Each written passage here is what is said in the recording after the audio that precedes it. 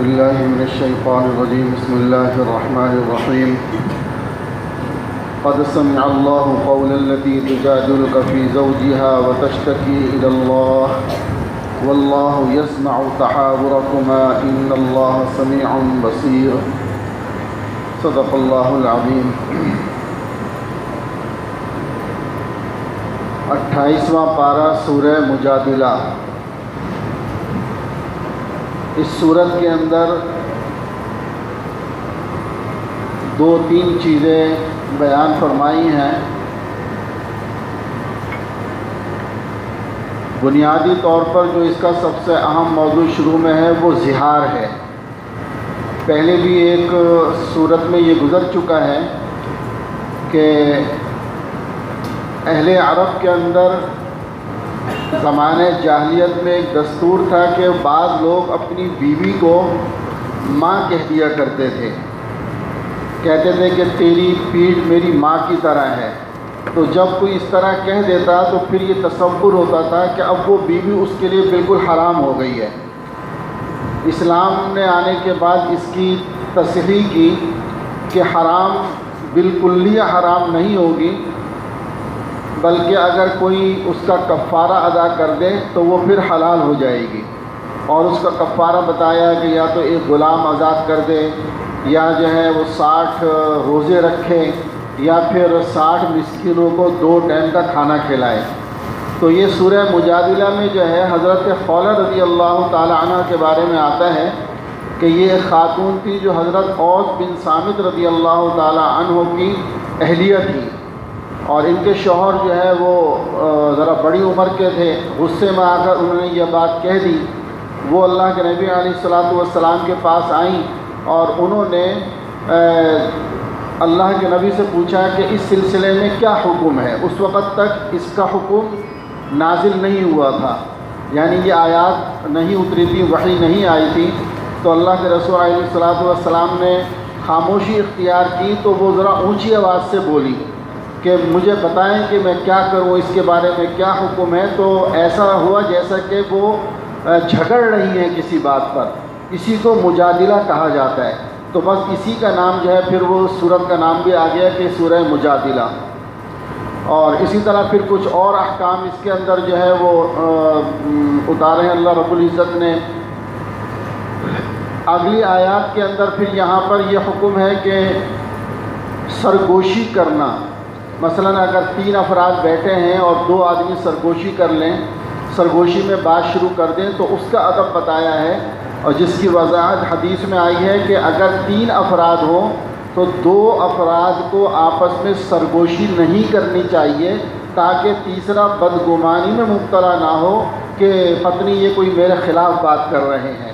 یعنی دیکھیں ہمارا مذہب کتنا پیارا مذہب ہے کہ ایسی چھوٹی چھوٹی باتیں کہ جس سے کسی کے دل کے اندر کدورت نہ آئے اور جو ہے وہ بدگمانی پیدا نہ ہو جائے، اس سے بھی منع فرمایا. پھر اگلی آیات میں اور یہاں پر ایک دوسری سرگوشی جو یہودیوں کی عادت تھی، یعنی یہودی بدبخت جو ہیں وہ جب مسلمانوں کو دیکھتے تو آپس میں ایسے ہی کوئی بات کرنے لگتے خاموش، یعنی سرگوشانہ انداز میں، تاکہ مسلمان بدگمان ہوں اور یہ سمجھیں کہ شاید یہ ہمارے خلاف کوئی بات کر رہے ہیں. اس کو بیان فرمایا ہے. پھر اس کے ساتھ ساتھ ان ظالموں کا ایک جو ہے وہ ان کا چونکہ بغض اور کینہ ان کے دلوں کے اندر بھرا ہوا تھا، تو یہ اپنا بغض مختلف انداز میں ظاہر کرتے تھے. تو اللہ کے رسول علیہ الصلوۃ والسلام کو نعوذ باللہ یہ بجائے سلام کے السلام کہتے تھے. یعنی ایک ہے السلام علیکم، یہ بات بھی اچھی طرح سمجھ لیں کہ لفظ السلام یعنی سلام جو ہے یہ ہے سلامتی سے، اور السلام جس کے اندر درمیان میں لام نہیں ہے یہ ہے موت سے. یعنی جب بعض لوگ کہتے ہیں السلام علیکم، اچانک تیزی میں جس کے اندر سلام کا لام استعمال نہیں ہوتا، تو اس کا مطلب یہ ہے کہ تم پر موت طاری ہو جائے، تم پر ہلاکت طاری ہو جائے. اور السلام علیکم تم پر سلامتی ہو. تو آج ہمارے ہاں بھی یہ جو ہے وہ پایا جاتا ہے کہ غلطی سے اس طرح سے ہو جاتا ہے. تو لیکن یہودی ظالم وہ تو سمجھتے تھے اور جان بوجھ کر ایسا کرتے تھے. تو اللہ رب العزت نے ان کی اس چیز کی مذمت فرمائی ہے. اسی طرح اس کے اندر پھر آداب مجلس کا بیان ہے بعض آیات میں کہ اگر ایک مجلس لگی ہوئی ہے جس میں کوئی بڑا موجود ہے اور وہ اس میں لوگ کافی ہیں اور کوئی ایسے لوگ آتے ہیں جو زیادہ حیثیت ہیں، بڑے لوگ ہیں، تو اب ایک صورت تو یہ ہے کہ اہل مجلس کو حکم ہے کہ وہ مجلس کے اندر وسعت پیدا کریں، یعنی ذرا سمٹ جائیں اور ان کو جگہ دے دیں۔ لیکن اگر جگہ نہیں ہو پاتی اور اگر جو امیر بیٹھا ہوا ہے، اللہ کے رسول علیہ الصلوۃ والسلام یا آپ کے بعد علماء نے لکھا ہے کہ جو بھی مقتدا ہیں، اگر وہ کسی کو یہ کہیں جو پرانے بیٹھے ہوئے میں سے کہ بھئی آپ ذرا فلاں جگہ تشریف لے جائیں، نئے لوگوں کو آنے دیں، تو اس میں برا نہیں ماننا چاہیے، اور یہ بھی آداب مجلس میں ایک ہے کہ وہاں جگہ خالی کر دینی چاہیے۔ لیکن یہ مثلا بہت فرض واجب کا درجہ نہیں ہے، لیکن اس کے اوپر عمل کرنا چاہیے۔ آگے پھر ان منافقوں کا تذکرہ ہے، جہاں سے اللہ رب العزت نے جو یہود اور ان سے دوستی رکھتے تھے ان کو حزب الشیطان کہا ہے، اور جو اللہ کے ماننے والے تھے ان کو حزب اللہ کا خطاب دیا ہے کہ حزب الشیطان جو ہے وہ دوزخ میں جائیں گے، اور حزب اللہ والے جو ہیں، جو اللہ کے بندے ہیں، وہ جنت میں جائیں گے۔ اور ان کی پھر کچھ نعمتیں بیان فرمائیں کہ یہ جو اللہ کے ماننے والے ہیں یہ کیا ہیں کہ اللہ نے ان کے دلوں میں ایمان کو جما دیا ہے، اللہ ان کی غیبی مدد فرمائیں گے، انہیں جنت میں داخل کیا جائے گا۔ چوتھی یہ کہ اللہ ان سے راضی ہو گیا اور وہ بھی اللہ کی نعمتوں اور عطا پر راضی ہو گئے۔ یہ اس صورت کا خلاصہ تھا۔ اس کے بعد ہے سورہ حشر۔ سورہ حشر کی ابتدا ہوتی ہے هو الذی اخرج الذین کفروا من اہل الکتاب من دیارہم لأول الحشر۔ وہی تو ہے جس نے کفار اہل کتاب کو حشر اول کے وقت ان کے گھروں سے نکال دیا۔ اصل میں یہ اللہ سبحانہ و تعالیٰ اپنی ایک نعمت کا اظہار فرما رہے ہیں اہل ایمان پر کہ دیکھو مدینے میں یہودی قابض تھے، یہودیوں نے اپنا ایسا جال بچھایا ہوا تھا، بڑے بڑے قلعے تعمیر کیے ہوئے تھے، معیشت پر قبضہ کیا ہوا تھا، مسلمانوں کو اور دوسرے لوگوں کو خاص طور سے جو اہل مدینہ تھے ان کو سودی جال کے اندر جکڑا ہوا تھا، اور یہ سمجھتے تھے کہ جی ہم سے یثرب کوئی خالی نہیں کرا سکتا، یعنی ہم اتنی بڑی طاقت ہیں کہ کوئی ہمیں یہاں سے نکال نہیں سکتا۔ اس صورت میں سب سے پہلے اللہ سبحانہ و تعالیٰ نے اپنی عظمت کا بیان فرمایا، اور یہ بیان فرمایا کہ سب چیزیں اللہ کی حمد و ثنا اور تسبیح و تقدیس بیان کرتی ہیں۔ اس کے بعد پھر فرمایا کہ دیکھو ہم نے ان کو جو ہے ان کی طاقت کے باوجود ان کو 2 بار جلا حشر کا معنی جمع کرنے کے ہیں، یعنی ان کو ہم نے 2 بار یہاں سے جلا وطن کیا جمع کر کے، کہ ایک مرتبہ اللہ کے رسول علیہ الصلوۃ والسلام نے ان کو بنو نذیر وغیرہ کو وہاں سے نکالا، اور دوسری مرتبہ خیبر سے حضرت عمر رضی اللہ تعالی عنہ کے زمانے میں ان کو جو ہے وہ ہجرت کرنی پڑی، یعنی ان کو نکلنا پڑا وہاں سے۔ تو گویا کہ ذلت کے ساتھ اللہ رب العزت نے ان کو مدینہ منورہ سے باہر دھکیل دیا اور ان کو وہاں سے بھگا دیا، تو اس کو اللہ رب العزت بیان فرما رہے ہیں۔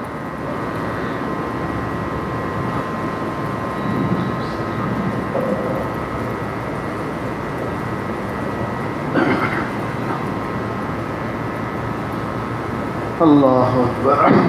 اللہ رب العزت ان آیات میں اس کا اظہار فرما رہے ہیں کہ ان کے ظاہری مال و اسباب، ان کی شان و شوکت، ان کے قلعے، ان کے کوئی کام نہ آئے، اور مسلمانوں کے لیے بھی یہ چیز بڑی یعنی تعجب والی تھی، اور ایک غیر متوقع نعمت ان کو ملی کہ یہودیوں کو وہاں سے نکالا گیا۔ جس وقت یہ پیچھے ہم نے یہ پورا واقعہ پڑھا ہے، اگر آپ حضرات کو یاد ہو کہ اللہ کے رسول علیہ الصلوۃ والسلام جب یہ غزوے سے واپس تشریف لائے تو پتہ چلا کہ بنو نذیر کے جو یہود ہیں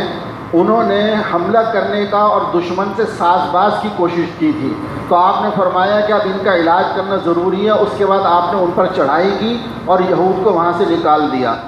تو اس نکالنے کے بعد جو ان کی زمینیں بچی تھیں اور ان کے کچھ جو ویسے ان کو یہ اجازت دی گئی تھی کہ اپنا جو لے جا سکتے ہو لے جاؤ، اور اس کے علاوہ زمینیں تو ظاہری بات ہے وہ لے جا نہیں سکتے تھے، وہ مسلمانوں کے قبضے میں آ گئی۔ وہ مال مال دو طرح کا مسلمانوں کے قبضے میں آتا ہے. ایک وہ جو جہاد کے ذریعے سے آئے اس کو مال غنیمت کہا جاتا ہے، جس کے ہم نے پیچھے احکام تھوڑے سے پڑھے ہیں. وَاعْلَمُوا أَنَّمَا غَنِمْتُم مِّن شَيْءٍ فَأَنَّ لِلَّهِ خُمُسَهُ وَلِلرَّسُولِ وَلِذِي الْقُرْبَىٰ. اور دوسرا ہے ایسا مال جو بغیر لڑائی یعنی بغیر جہاد کے قبضے میں آ جائے، اس کو مال فے کہا جاتا ہے، اس کو مال غنیمت نہیں کہا جاتا. تو اس میں اللہ رب العزت نے اس کی تقسیم کا اختیار بھی ہے، فرمایا کہ یہ مال فے کا جو حکم ہے یہ اللہ کے رسول صلی اللہ علیہ وسلم کو اس کا اختیار اللہ نے دیا ہے کہ وہ اسے فقراء، ضعفاء، مساکین، حاجت مند، قرابت داروں میں تقسیم کریں. یہ مجاہدین کا حق نہیں ہوتا.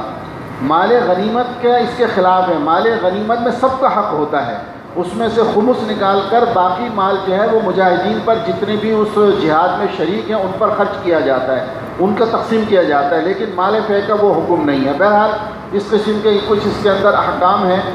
اور پھر اسی طریقے سے اس کے اندر وہیں منافقوں کی پھر مذمت ہے. یہود کو برے وقت میں اپنے یہودیوں منافقین کا یہ مسئلہ تھا کہ یہ بدبخت رہتے مدینہ منورہ میں تھے، لیکن یہودیوں کو یہ امید دلائے رکھتے تھے کہ جب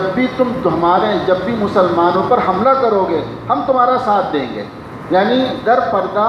یہ یہودیوں کے ساتھ تھے، بظاہر مسلمانوں کے ساتھ ہوتے تھے. تو اس کی اللہ رب العزت نے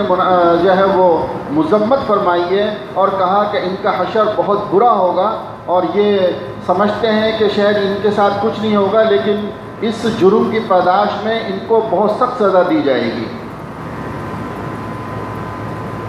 آخری آیت میں اللہ رب العزت فرماتے ہیں کہ یہ قرآن پاک جو ہے کتنی عظمت والا ہے کہ اگر یہ پہاڑوں کو عقل اور شعور عطا فرما دیتے اور پھر ان پر قرآن نازل ہوتا تو یہ اللہ کے خوف سے ریزہ ریزہ ہو جاتے. لیکن یہ انسان اتنا سخت دل ہے کہ قرآن ہم نے اس پر نازل کیا، اس کو عقل اور شعور بھی ہے، سمجھتا بھی ہے، اس کے باوجود یہ اس سے سبق حاصل نہیں کرتا اور قرآن کریم کو نہیں سمجھتا اور یہ اس کے احکام سے روگردانی کرتا ہے. اور آخر میں پھر وہی آیت ہے هو اللہ الذی لا الہ الا هو عالم الغیب والشہادہ. اللہ رب العزت میں اس میں اپنے اسماء حسنہ بیان فرمائے ہیں. اس کے بعد ہے سورہ ممتحنہ. اللہ اکبر. سورہ ممتحنہ کے اندر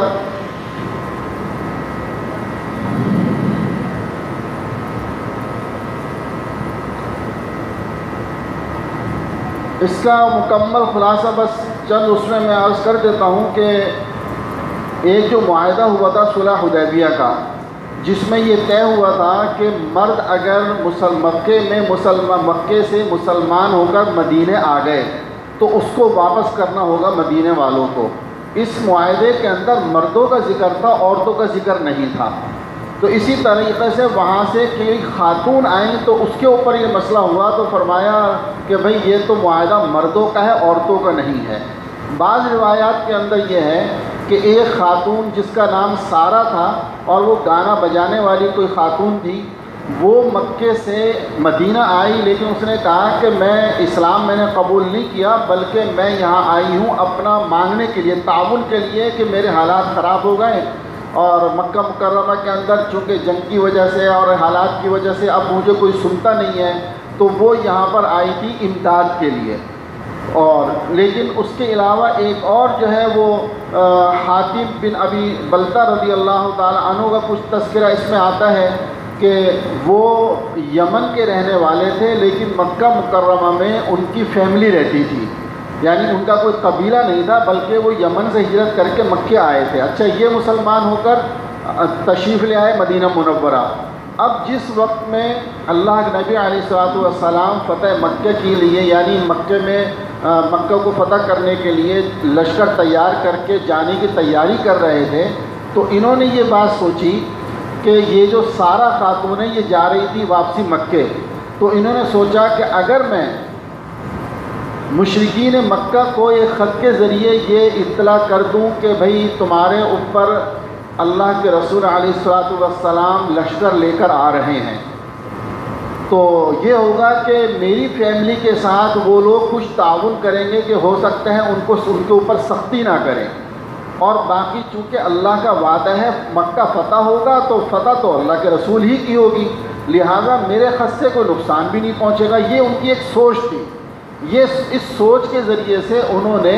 وہ خط لکھ کر اس کو دیا کہ یہ خط جو ہے نا مشرکین مکہ کو پہنچا دو، لیکن اللہ رب العزت نے اس کی وحی کے ذریعے سے اپنے نبی کو اطلاع کر دی اور فرمایا کہ یہ خط لے کر وہ جا رہی ہیں، فلاں مقام پر پہنچی ہے، آپ نے پیچھے سے جو ہے چند صحابہ رضی اللہ تعالی عنہم کی تشکیل کر کے اور ان کو بھیجا اور اس سے وہ خط حاصل کر لیا۔ بعد میں پھر ان صحابی رضی اللہ تعالی عنہ نے اپنی وجہ بتائی اور اس پر ندامت کا اظہار کیا کہ یا رسول اللہ مجھ سے یہ غلطی ہو گئی، بس مجھے یہ لالچ تھا کہ چونکہ دوسرے لوگوں کے تو وہاں جو خاندان ہیں، یعنی جو لوگ مدینہ ہجرت کر آ گئے ہیں، ان کی جو بقیہ فیملیاں وہاں ہیں ان کے لیے خطرہ نہیں، کیونکہ وہاں ان کے قبائل موجود ہیں۔ میرا گھر اکیلا ہے تو مجھے یہ خطرہ تھا کہ کہیں وہ میرے گھر والوں کو ختم نہ کر دیں، اور چونکہ اللہ نے آپ کو فتح مکہ کی بشارت دے دی تھی تو مجھے یقین تھا کہ فتح تو آپ ہی کی ہوگی، لہٰذا میں نے سوچا کہ میں اس سے کچھ فائدہ اٹھا لوں۔ لیکن پھر اللہ کے رسول علیہ الصلوۃ والسلام نے آپ کی معذرت کو قبول فرما کر اور آپ کو معاف کر دیا اور انہوں نے توبہ کر لی۔ یہ اس کے اندر جو ہے کچھ واقعے کا ذکر ہے، اور اسی طریقے سے اس کے اندر یہ بھی ایک اور خاتون کا ذکر ہے کہ عقبہ بن ابی معیط کی بیٹی ام کلثوم رضی اللہ تعالی عنہ یہ ہجرت فرما کر مدینہ منورہ آئیں۔ ان کے والد معاہدہ حدیبیہ کے پیش نظر انہیں واپس لینے کے لیے مدینہ پہنچے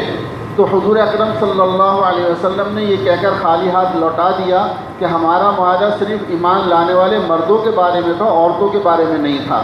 تو اللہ رب العزت نے یہاں یہ نصیحت فرمائی کہ ان مہاجرین عورتیں جو آئیں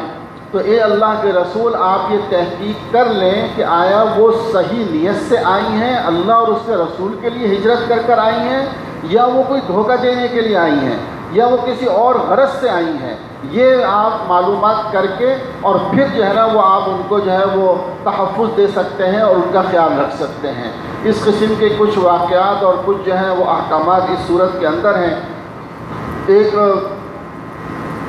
ایک واقعہ جو ہے وہ یہ بھی اس میں ہے کہ جس میں رب العزت نے اللہ تعالیٰ نے جو ہے وہ کفار کو حکم دیا تھا، مسلمانوں کو کفار سے سوشل بائیکاٹ کا حکم دیا، جس میں جو ہے وہ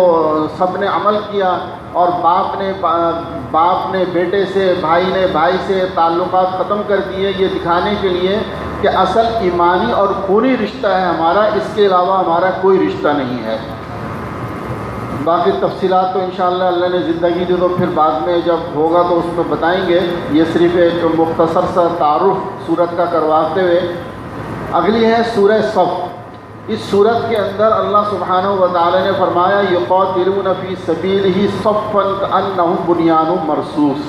کہ یہ مجاہدین جو ہیں وہ اللہ کی راہ میں اس طرح صف بنا کر لڑتے ہیں گویا سیسا پھیلائی ہوئی دیوار ہیں، تو اس کا نام ہی اللہ رب العزت نے صف رکھ دیا کہ وہ صفن صفے بنا کے رکھتے ہیں، تو صف اس سورت کا نام رکھ دیا۔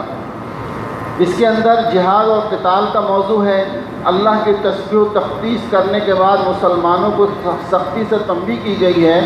کہ وہ اپنے عہد کی پابندی کیا کریں اور جو کچھ زبان سے کہیں اسے کر کے بھی دکھائیں۔ یا ایھا الذین آمنوا لم تقولون ما لا تفعلون، اس آیت کے اندر شروع سے ہے کہ جو کچھ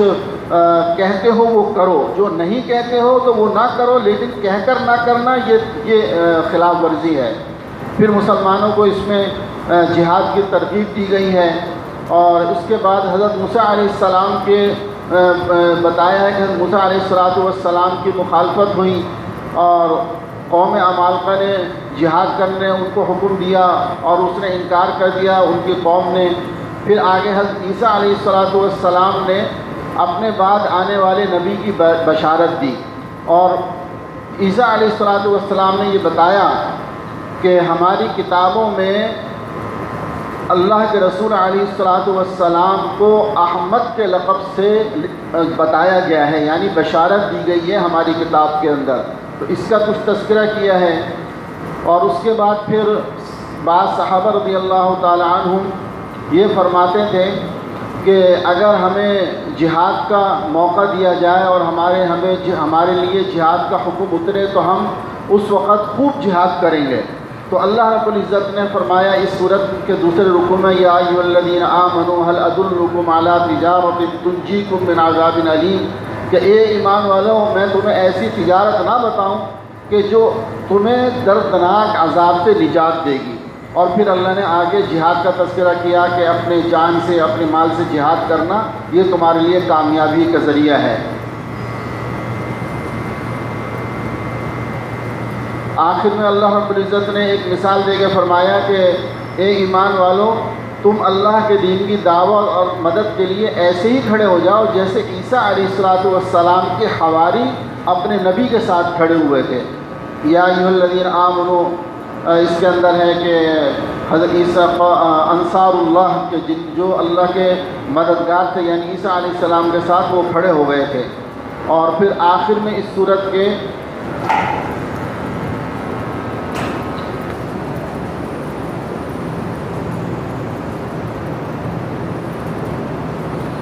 یعنی دین کی مدد کرنے کے بارے میں جو ہے وہ اس کے اندر حکم دیا گیا ہے آخر میں۔ اس کے بعد میرے دوستو سورہ جمعہ ہے، اس کے دوسرے رکوع میں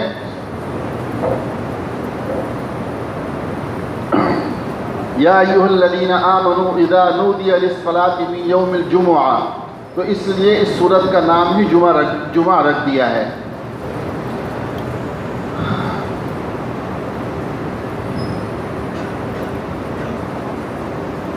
اس سورت کے شروع میں سب سے پہلے تو اللہ سبحانہ و تعالی نے اپنی تسبیح و تقدیس کو بیان فرمایا، اور پھر یہ فرمایا کہ بعض لوگ جو علم ہونے کے باوجود اللہ کی نہیں مانتے، ان کی مثال ایسی ہے جیسے کہ گدھے کی مثال ہے کہ اس کے اوپر کتابیں لدی ہوئی ہیں تو اس گدھے کو ان کتابوں سے کوئی فائدہ نہیں ہوگا۔ تو ایسے ہی یہ یہودیوں کے جو لوگ ہیں، یہ یہودی ہیں، عیسائی ہیں، جو چاہیں جو اہل علم ہیں لیکن ان کے اس علم کا ان کو کوئی فائدہ نہیں ہے، کہ وہ بالکل ایسے ہی ہے جیسے کہ ان کے اوپر بہت ساری کتابیں لدی ہوئی ہیں اور گدھا بے خبر ہے کہ میرے اوپر کیا لدے وہ اس کا کیا معلوم ہے۔ اللہ کے رسول علیہ السلام کے اوصاف، بعثت کے مقاصد وغیرہ بیان کیے، تلاوت کتاب، تعلیم، تزکیہ، حکمت، یعنی یہ بیان ہوا کہ اے نبی آپ کے لیے یہ چیزیں ضروری ہیں کہ آپ جو ہیں وہ کتاب کی تعلیم دیں اور تزکیہ اور حکمت کی باتیں بتائیں۔ اور پھر اس کے بعد اس سورت کے دوسرے رکوع میں جیسے میں نے کیا یا ایھا الذین آمنوا اذا نودی للصلاۃ من یوم الجمعہ، فرماتے ہیں کہ ایک موقع پر اللہ کے رسول علیہ السلام خطبہ جمعے کا دے رہے تھے۔ اس موقع پر ایک قافلہ باہر سے آیا، تجارتی قافلہ سامان لے کر، اور ان دنوں مدینے کے اندر کچھ قحط کسی صورت تھی، یعنی اشیاء خوردنی کم ہوئی بھی تھی۔ اس کی آواز سن کر وہاں اطلاع دی جاتی تھی ڈھول بجا کر کہ بھئی وہ قافلہ آ گیا ہے۔ تو بہت سارے لوگ جو ہیں وہ خطبہ کے دوران نکل گئے کہ جلدی سے جا کے وہ اشیاء ان سے لے لیں کہیں ختم نہ ہو جائیں۔ تو اس پر اللہ رب العزت نے جو ہے نا یہ تنبیہ فرمائی اور فرمایا کہ نماز کے بعد اللہ کا فضل تلاش کرو۔ اور علماء فرماتے ہیں کہ یہاں جو اس صورت میں یہ فرمایا گیا ہے کہ نماز کے بعد اللہ کا فضل تلاش کرو یعنی روزی تلاش کرو، تو جمعے کی نماز کے بعد جو خاص طور سے تجارت کرتا ہے اللہ رب العزت اس کے مال میں بہت برکت عطا فرماتے ہیں۔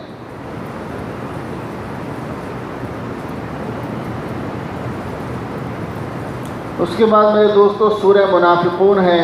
اس کے اندر بھی چونکہ شروع ہی میں ہے اذا جاءک المنافقون، کہ یہ منافقین جو ہیں وہ آپ کے پاس آ کر اپنے ایمان کا دعویٰ کرتے ہیں، لیکن اللہ رب العزت بتاتے ہیں کہ یہ منافق ہیں، یہ اہل ایمان میں سے نہیں ہیں۔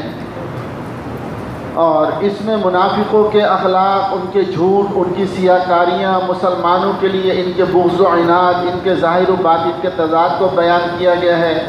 منافقین کا جو مکروہ چہرہ، قابل نفرت اوصاف یہ بیان کیے گئے۔ منافقین کی صفات جن میں سے نمایاں ترین جھوٹ بولنا، مکر، دھوکہ، ظاہر و باطن کا تضاد، ان کے دلوں میں کچھ تھا اور زبانوں پر کچھ تھا۔ ایک صحابی رضی اللہ تعالی عنہ کا واقعہ بھی اس صورت کے ذیل میں آتا ہے کہ عبداللہ بن ابی اس نے ایک موقع پر کچھ نازیبہ الفاظ کہے رسول اللہ صلی اللہ علیہ وسلم اور مہاجرین کے خلاف، یعنی مدینے والوں کو کہا کہ یہ مہاجرین اس طرح کا مفہوم تھا کہ ہمارے اوپر آ کر مسلط ہو گئے ہیں، اور اب ہم جو ہے نا جب مدینے پہنچیں گے تو عزت والے رہیں گے، اور ان کو اس طرح سے کچھ الٹی سیدھی بکواسات اس نے کی۔ تو ایک صحابی رضی اللہ تعالی عنہ نے جب آ کر اللہ کے رسول علیہ الصلوۃ والسلام کو بتایا کہ یا رسول اللہ اس شخص نے یہ بکواسات کی ہے، اور اللہ کے نبی نے اس کو بلوایا عبداللہ بن ابی کو، تو اس نے آ کے انکار کر دیا۔ تو ان کو بڑی تکلیف ہوئی کہ مجھے جو ہے گویا کہ میں جھوٹا قرار دیا گیا نبی کے سامنے، کہ اس آدمی نے مجھے جو ہے میرے پاس، ان کے پاس کوئی دلیل نہیں تھی، کوئی اور موجود نہیں تھا کہ وہ دلیل پیش کر سکتے، گواہ پیش کر سکتے۔ اس پر اللہ رب العزت نے یہ پوری صورت نازل فرمائی کہ اذا جاءك المنافقون قالوا نشهد انك لرسول الله والله يعلم انك لرسول والله يشهد ان المنافقين لكاذبون، کہ اللہ گواہی دیتا ہے کہ یہ منافق جھوٹے اور بدبخت ہیں۔ یہ تو اللہ رب العزت نے ایک ایمان والی کی یہ لاج رکھی، اور اللہ رب العزت کو یہ پسند نہ آیا کہ کسی منافق کے سامنے کسی ایمان والی کی سبکی ہو جائے۔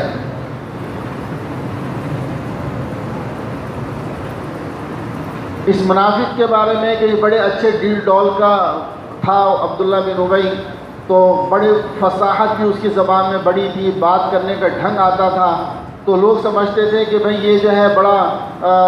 صاحب فصاحت و بلاغت والا ہے، تو اس کی کوئی عزت اور اس کی، تو اللہ رب فرماتے ہیں یہ چیزیں سب بیکار ہیں، کوئی چیز اس کے کام آنے والی نہیں ہے۔ پھر سورت کے اختتام پہ مسلمانوں کو یہ سمجھایا گیا کہ وہ کہیں بھی منافقوں کی طرح مال و اولاد میں مشغول ہو کر اللہ کے ذکر اور اطاعت سے غافل نہ ہو جائیں۔ اس سورت کے آخر میں ہے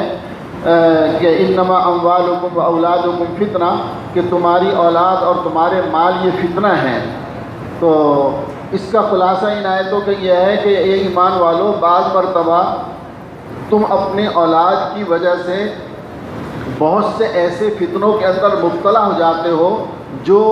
جائز نہیں ہے اور حرام کام ہوتے ہیں، لہٰذا دیکھو یاد رکھو اپنی اولاد اور اپنے مال کی وجہ سے ایسے فتنوں میں نہ پڑو، بلکہ ہر موقع پر اللہ کی اطاعت کو اور اس کے حکموں کو سامنے رکھو۔ ان کو سامنے رکھو گے تو تم کامیاب ہو جاؤ گے، ورنہ تمہاری اولاد، تمہارا مال، تمہاری یہ چیزیں تمہیں تباہی بربادی کی طرف نہ لے جائیں۔ یہ چیز سب مسلمانوں کو سمجھائی گئی ہے، اور اللہ کے ذکر کی طرف رغبت دلائی گئی ہے کہ اللہ کے ذکر اور موت آنے سے پہلے خرچ کرنا، اس کو اپنا معمول بنا لو۔ اس کے بعد ہے سورہ تغابن۔ سورہ تغابن جو ذالک یوم التغابن، یہ آیت کے سورت کے اندر یہ الفاظ آتے ہیں، اسی کو تغابن کے معنی ہوتے ہیں نقصان اٹھانے کا دن، یعنی قیامت کے دن، کہ قیامت کے دن کو لفظ تغابن سے کہا ہے کہ یوم التغابن، کہ وہ قیامت کے دن نقصان اٹھانے کا دن ہے، کہ اس کے اندر جتنے بھی کفار ہوں گے ان کو تو نقصان ہوگا ہی ہوگا، اور مسلمان یہ سوچ کر کہ کاش ہم اس سے زیادہ اللہ کی عبادت کرتے، اس سے زیادہ اللہ کا ذکر کرتے کہ جو اللہ نے ہمیں اب عطا فرمایا ہے، اگر ہم اس سے زیادہ اللہ کی اطاعت اور ذکر و اذکار کرتے تو ہمیں اور بہت کچھ ملتا۔ تو گویا اس دن دونوں گروہ یہ افسوس کریں گے، تو اس حوالے سے کہا کہ یہ نقصان اٹھانے کا دن ہے۔ اس صورت کی ابتدا میں کائنات کی ہر چیز اللہ کے تسبیح و تقدیس کرتی ہے، اس کو بیان کیا ہے۔ پھر پھر دو گروہ میں انسانوں کو تقسیم کیا، ایک اللہ کی نعمتوں کا شکر کرنے والے ہیں اور ایک کفران نعمت کرنے والے ہیں، یعنی ناشکری کرنے والے ہیں۔ پھر کچھ آگے چل کر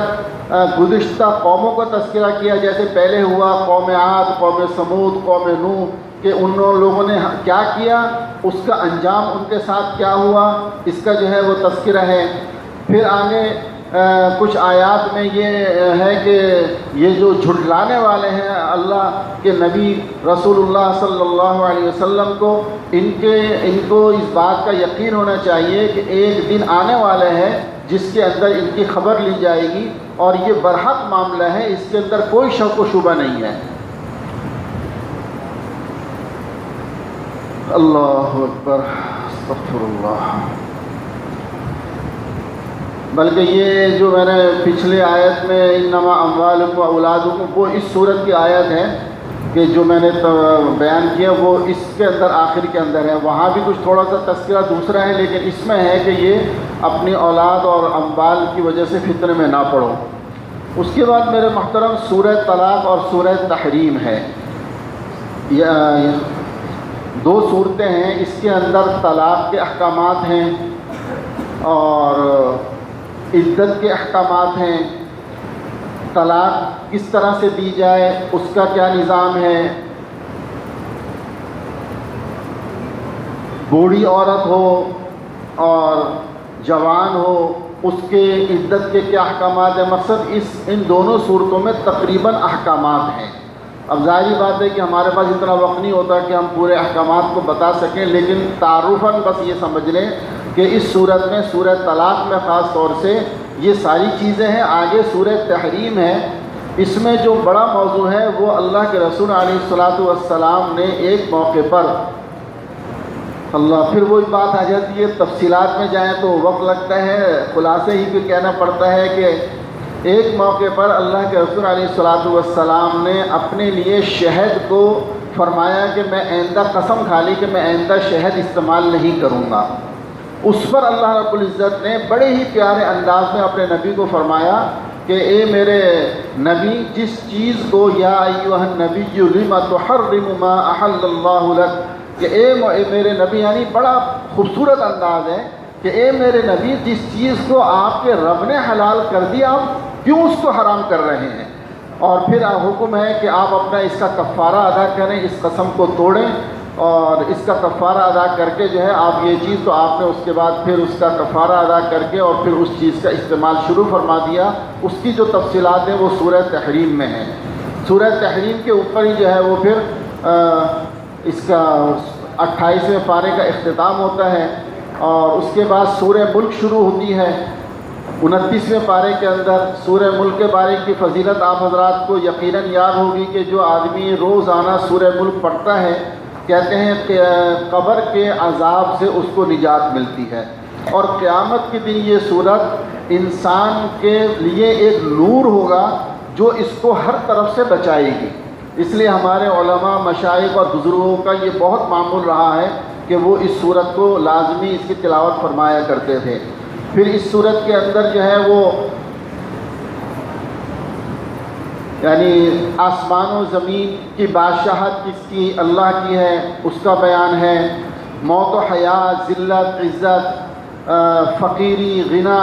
یہ سب اللہ کی طرف سے ہے، اس کے اندر تفصیل سے ذکر ہے۔ اللہ رب العزت علیم و خبیر ہے۔ زمین پر چلنے والی پھرنے کے اس نے راستے بنائے ہیں، فضاؤں میں اڑتے ہوئے پرندوں کو روکے ہوئے ہیں، ہر کسی کو وہی روزی دیتا ہے۔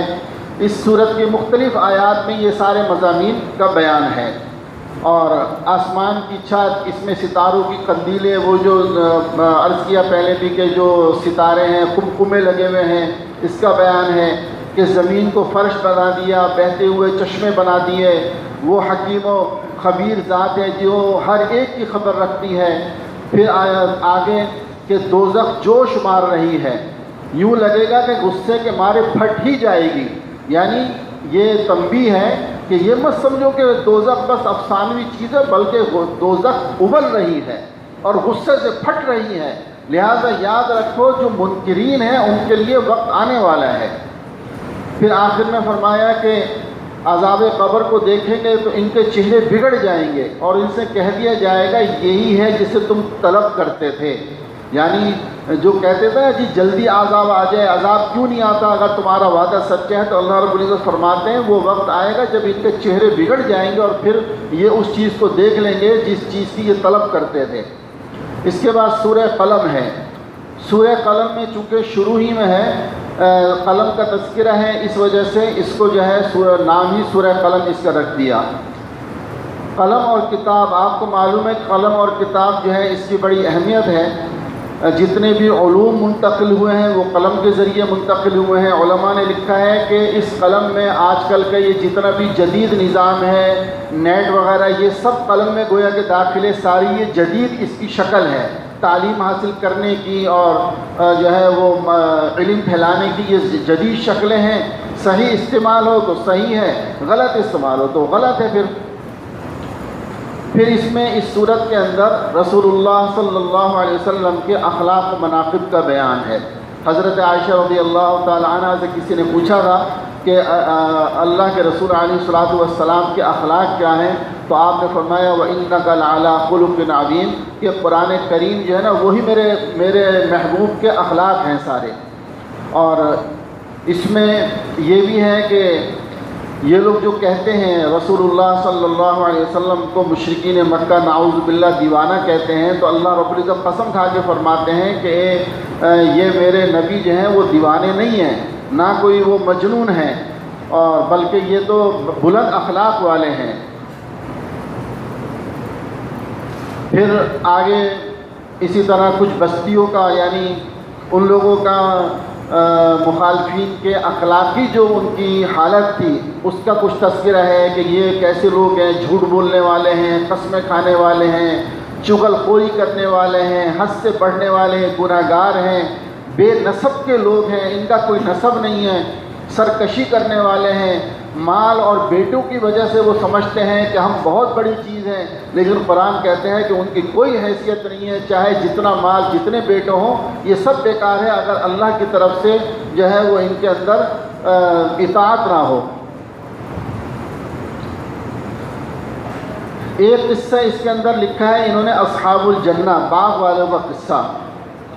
وہ قصہ کچھ یوں تھا، ایک شخص تھا جو ہر سال اپنے باغ کی جب اس کی کٹائی ہوتی، اس کا جو پھل آتا اس میں سے کچھ حصہ غریبوں پہ تقسیم کرتا تھا۔ جب یہ مر گیا تو اس کی اولاد نے کہا کہ ہمارا باپ تو بڑا بے وقوف تھا، اتنا مال خامخواہ غریبوں پہ تقسیم کرتا تھا، اب کیسے جو ہم کٹائی کریں گے، ہم جو ہے اپنی فصل نکالیں گے تو ہم غریبوں کو کچھ بھی نہیں دیں گے۔ یہ انہوں نے آپس میں طے کیا، اور طے کرنے کے بعد یہ اپنے باغ میں جب گئے اور سمیٹنے کے لیے ساری چیزوں کو، تو اللہ رب العزت نے اس کو ایسا برباد کیا کہ آج تک حضرت مولانا تقی عثمانی صاحب دعوت برکاتہ نے لکھا ہے کہ یہ باغ والا قصہ جو ہے یمن کے کسی علاقے کا بتایا کہ اس علاقے میں زروان ایک جگہ، وہاں پر یہ باغ آج بھی موجود ہے، اس کے چاروں طرف ہریالی ہے، صرف وہ ٹکڑا جو ایک باغ کا آج بھی کالا اور سیاہ پڑا ہوا ہے، کہ وہ ایسا اللہ نے برباد کیا کہ آج تک اس کے اوپر کسی قسم کی کوئی ہریالی نہیں ہوئی، ہمیشہ کے لیے وہ تباہ و برباد ہو گیا کہ اللہ نے اس کو عبرت کا نشان بنا دیا ہے۔ اس کا تذکرہ اس آیت کے اندر ہے۔ پھر آگے یہ آخر کے اندر یہ ہے کہ یہ جو بدبخت لوگ ہیں، اور قیامت کے دن ایک وقت ایسا آئے گا جب ان کو کہا جائے گا سجدہ کرو، لیکن چونکہ دنیا کے اندر انہوں نے سجدہ نہیں کیا تو وہاں پر بھی ان کی کمریں تختہ ہو جائیں گی اور یہ سجدہ نہیں کر سکیں گے، اس جرم میں کہ انہوں نے دنیا کے اندر جو ہے وہ سجدہ نہیں کیا اور اللہ کی نافرمانی کی، لہٰذا اس وقت تو ان کو اس کی طرف سے بالکل ہی جو ہے وہ سختی کے ساتھ ان کے اوپر معاملہ آ جائے گا اور یہ سجدہ نہیں کر سکیں گے۔ آخر میں حضور اکرم صلی اللہ علیہ وسلم کو مشرکین کی ایذاؤں پر صبر کی تلقین ہے کہ میرے محبوب آپ صبر فرمائیں اور انشاءاللہ ان کے ساتھ ہم معاملہ کریں گے۔ سورہ الحاقہ، اللہ اکبر۔ ان صورتوں کو میں آپ لوگوں سے میں نے کل بھی عرض کیا تھا، یہ جو آخری 2-3 پاروں کی جو صورتیں ہیں نا، ان کا ترجمہ دیکھیں آپ حضرات، آسان ترجمہ حضرت مولانا تقی صاحب کا لے لیں اور اس کے اندر پڑھیں اور اس کو دیکھیں تو انشاءاللہ آپ کو دل پر اس کا اثر ہوگا اور پتہ چلے گا قرآن نے کس انداز میں ان چیزوں کو بیان کیا ہے، چونکہ یہ سارا جو ہے وہ تعلق ہے ترجمے اور الفاظوں کے ساتھ، زیادہ واقعات اس میں نہیں ہیں، تو اس لیے ہم جو ہے وہ اتنا وقت نہیں ہے کہ اس طرف جائیں۔ قیامت کے ناموں میں سے ایک نام ہے الحاقہ، کہ وہ ایسی کہ قیامت کے دن اللہ کے وعدے اور وعیدیں ثابت ہوں گی، یعنی حاقہ کے معنی ہے ثابت ہونے والی، کہ یہ چیزیں قیامت کے دن ثابت ہوں گی کہ کیا معاملہ ہے۔ اس کا اصل جو موضوع ہے وہ ہے رسول اکرم صلی اللہ علیہ وسلم کی سچائی کا بیان ہے اس صورت کے اندر آگے چل کر، اور اسی میں قوم سمود، قوم عاد اور لوط وغیرہ ان لوگوں کا ذکر ہے۔ پھر یہ کہ اس صورت کا جو قیامت سے پہلے رونما ہوں گے جو معاملات، سور پھونکا جائے گا، زمین اور پہاڑ ریزہ ریزہ ہو جائیں گے، آسمان پھٹ جائیں گے، فرشتے نازل ہوں گے اور انسانوں کا احاطہ کیے ہوئے ہوں گے۔ پھر قیامت قائم ہو جائے گی تو انسان کو اللہ کے سامنے پیش کیا جائے گا۔ ان میں سے جو نیک ہیں ان کا نامہ اعمال ان کے دائیں ہاتھ میں دیا جائے گا، وہ خوشی کے مارے دوسروں کو دکھائیں گے، اور جو بدبخت ہیں ان کا نامہ اعمال الٹے ہاتھ میں دیا جائے گا۔ ان سب چیزوں کا اس کے اندر تذکرہ ہے۔ پھر اللہ رب العزت نے آخر میں فرمایا کہ یہ جو بدبخت ہیں ان کی دو بڑی علامتیں بیان کی ہیں۔ پہلی یہ کہ وہ اللہ پر ایمان نہیں رکھتے، اور دوسری یہ کہ یہ مسکین کو کھانا کھلانے کی ترغیب نہیں دیتے۔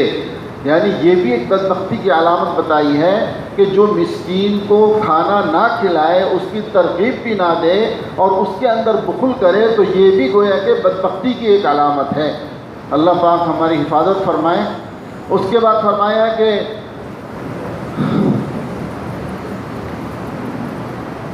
آخر میں اللہ رب العزت نے قسمیں کھائی ہیں کہ مجھے قسم ہے ان چیزوں کی جنہیں تم دیکھتے ہو اور ان چیزوں کی جنہیں تم نہیں دیکھتے، بے شک یہ قرآن بزرگ رسول کا لایا ہوا ہے۔ یعنی ایک سچے رسول کا لایا ہوا ہے، یہ کسی شاعر کا قول نہیں ہے۔ یہ بہت کم یقین رکھتے ہیں، نہ کسی کاہن کا قول ہے، لیکن تم بہت کم نصیحت قبول کرتے ہو۔ یعنی خلاصہ یہ کہ یہ قرآن کریم ایک بزرگ ہستی کے اوپر آیا ہے اور فرشتے لے کر آیا ہے۔ اس کے اندر کوئی کلام نہیں ہے، اس میں کسی قسم کا شک و شبہ نہیں ہے، لیکن اللہ رب العزت فرماتے ہیں لیکن بہت کم لوگ نصیحت قبول کرتے ہیں، اکثر جو ہے نا وہ بے وفائی کرتے ہیں اور اللہ کی نصیحت کو قبول نہیں فرماتے۔ اس کے بعد سورہ معارج، اس کے اندر آیت نمبر 3 میں آتا ہے من اللہ ذی المعارج، یعنی خدا صاحب درجات کی طرف سے نازل ہوگا۔ درجات سے مراد آسمان ہے، اسی نسبت سے اسے سورہ معارج کہا جاتا ہے۔ اس کے اندر بھی کفار مکہ حضور اکرم صلی اللہ علیہ وسلم اور آپ کی دعوت کا مذاق اڑاتے ہیں، اور آپ صلی اللہ علیہ وسلم سے مطالبہ کرتے ہیں کہ جو عذاب آنے والا ہے وہ جلدی لے آئیں تاکہ آخرت سے پہلے ہم دنیا ہی میں اس سے نمٹ لیں۔ یعنی اس طرح کی بکواسات کرتے تھے کہ جو عذاب آپ لانا چاہتے ہیں نا وہ لے آئیں تاکہ دنیا میں ہم اس کو بھگت لیں۔ تو اللہ رب العزت نے پہلے بھی صورتوں میں جواب دیا کہ ہر چیز کا وقت مقرر ہے اور وہ وقت معلوم ہے جو آئے گا۔ یہ مت سمجھو کہ تمہاری باتوں کی وجہ سے وہ عذاب نہیں آئے گا، وہ عذاب آئے گا، اور جب آئے گا تو فیصلہ کن عذاب آئے گا، پھر تم اس سے بچ نہیں سکتے۔ پھر اس صورت میں قیامت کی منظر کشی ہے، مجرموں کا جو حال ہوگا اسے بیان کیا ہے۔ پہاڑ رنگین روئی کی طرح ہو جائیں گے، اور کوئی دوست کسی دوست کے کام نہیں آئے گا، کوئی رشتہ دار کسی رشتہ دار کے کام نہیں آئے گا۔ ایک آدمی یہ چاہے گا کہ فدیے کے اندر اس کی اولاد کو، اس کے رشتہ داروں کو، اس کے دوستوں کو اللہ پاک لے لے اور مجھے چھوڑ دیں بس۔ یعنی ہر آدمی نفسی کا عالم ہوگا کہ ہر آدمی یہ چاہے گا کہ میری طرف سے سارے لوگ چلے جائیں اللہ یعنی فدیے میں، لیکن میری جان چھوٹ جائے بس۔ اس کا یہ سارا اس میں بیان ہے۔ پھر فرمایا کہ انسان کیا چیز ہے، اس کی فطرت کو بیان کیا ہے کہ بڑا حریص ہے، جزا فضا کرنے والا ہے، تکلیف پہنچے تو چیختا چلاتا ہے، مال حاصل ہو تو اکڑتا ہے، مال ہاتھ آ جائے تو بخل کرنے لگتا ہے۔ پھر آگے فرمایا کہ لیکن جو نمازی لوگ ہیں وہ اس سے مستثنیٰ ہیں، کہ نمازی جو ہیں، جو حقیقی نمازی ہیں، ان کی صفات بیان فرمائی ہیں کہ وہ نماز کی پابندی کرتے ہیں، ان کے مال میں سوال کرنے والوں اور سوال سے بچنے والوں کا سب کا حق ہوتا ہے، یعنی وہ اللہ کی راہ میں غریبوں پہ خرچ کرتے ہیں، نماز کے ذریعے اللہ کا حق ادا کرتے ہیں اور زکوٰۃ صدقات کے ذریعے بندوں کا حق ادا کرتے ہیں۔ وہ حساب اور سزا جزا کے دن کی تصدیق کرتے ہیں، ایسی تصدیق جس میں شک کی کوئی ملاوٹ نہیں۔ وہ عبادت اور اطاعت کے باوجود اللہ کے عذاب سے ڈرتے ہیں، یعنی عبادت بھی کر رہے ہیں، اطاعت بھی کر رہے ہیں، لیکن پھر بھی ڈرتے ہیں کہ اللہ تو ہماری پکڑ نہ فرما۔ یہ ہے اصل حقیقی مسلمان اور مومن کی نشانی۔ فرمایا وہ زنا اور جنسی غلاظت سے اپنے دامن کو بچا کر رکھتے ہیں، صرف حلال پر اکتفا کرتے ہیں، حرام کی طرف نہیں جاتے۔ یہ سب ترجمہ ہے ان آیتوں کا جو اس صورت کے اندر ہیں، وہ تھوڑا تھوڑا جو ہے نا اس کا خلاصے کے طور پہ وہ ترجمہ میں عرض کر رہا ہوں۔ نہ عہد میں خیانت کرتے ہیں، نہ وعدہ خلافی کرتے ہیں، حق اور عدل کے ساتھ گواہی کر دیتے ہیں، اس طرح کی یہ ساری چیزیں ہیں۔ پھر جن لوگوں کے اندر یہ صفات پائی جاتی ہیں ان کے بارے میں اللہ تعالیٰ فرماتے ہیں یہی لوگ جنتوں میں عزت والے ہوں گے۔ پھر آخر کے اندر مرنے کے بعد دوبارہ زندہ ہونے کے بارے میں کچھ تذکرہ ہے، اور آخر میں پھر یہ ہے کہ جو لوگ غفلت کا رویہ اختیار کرتے ہیں یہ ٹھیک نہیں ہے۔